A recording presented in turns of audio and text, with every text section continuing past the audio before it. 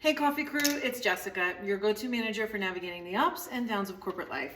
Come and make some coffee with me. I'm going to talk to you a little bit about managing your time and your calendar. Now, we just talked about 3 tips on how to make sure you have the time, but some of you are probably reaching out to me already saying, hey, listen, I don't even have time on my calendar.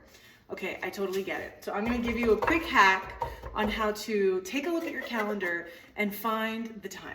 So what you're going to do is go through your calendar and take a look at those group meetings, right? Those tend to be immovable meetings, right? They're controlled by somebody else. Maybe they're controlled by you. Ask yourself, do I need to be in the meeting? Does it need to be that long? Is it productive? Is it the right cadence? If not, reach out to the organizer, have a conversation. Do you need to be there? Is there anything that you could do to optimize the meeting, right? Then what you're going to do is take a look at your one-on-one meetings. These tend to be the biggest culprits, and there's a way to fix it. So go ahead and make a list of all these one-on-one meetings. Who are you meeting with? Write down who you're meeting with. Write down how often you're meeting with them. Is it weekly, every 2 weeks, every month?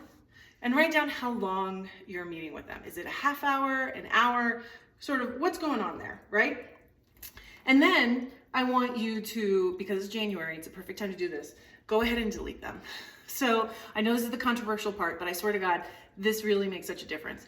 You need to now see where the pockets of time are that are available to you. So once you delete all of the one-on-one meetings, start looking through your schedule and think about what do you need throughout the day.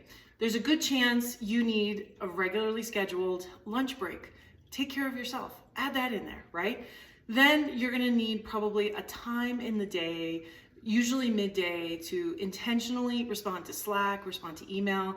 You're going to want to block time off, because if you don't do this, you're going to do this in a team meeting, in a one-on-one meeting, and it's not cool to do that in front of somebody else when you're supposed to be paying attention, right? So block off that time so you give yourself a breath, right? You give yourself a chance to really look at the messages and respond to them intently. And you could choose to do this in the morning, midday. It depends on sort of how volatile your workday tends to go, right?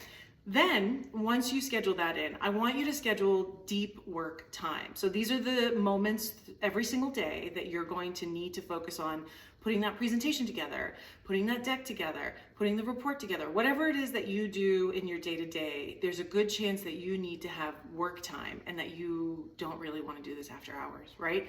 So make sure you schedule that. Now, once all of the things that you need are scheduled, you can then take a look at your one-on-ones again. And I want you to take a hard, critical look and really ask yourself, do I need to really see that person every week? Does it need to be a whole hour? Maybe you can get by with every 2 weeks. How about even a month? There might even be some partners that you only need to see once a quarter. Really ask yourself that question, whether or not you need to meet with this person. And what value do you both get out of this conversation?